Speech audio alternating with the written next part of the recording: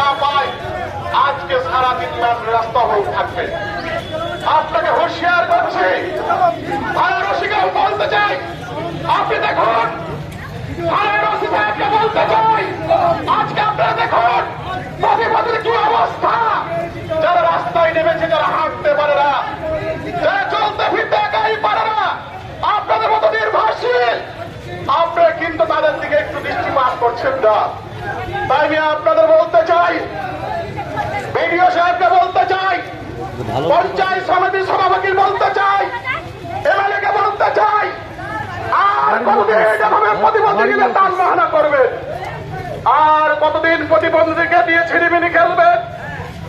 আর কতদিন নেই যেই গোডাউন ভরে কিষান মান্ডিতে ট্রাইসাইকেল গুলো বসছে, কিষান মানে হুইল চেয়ার গুলো বসছে, এই হুইল চেয়ার ট্রাইসাইকেল কোথায় গেল? 2020 সাল থেকে বিগত 3 বছর থেকে সেই ট্রাইসাইকেল আজকে কিষান মান্ডিতে বসছে। আপনার কি বিবেকে একটু জাগরণ হয় না? লোকে একটু পাবে না যে প্রতিবন্ধীরা কেন পাবে না? কারো চশমাধারী যে পরিধান করেছেন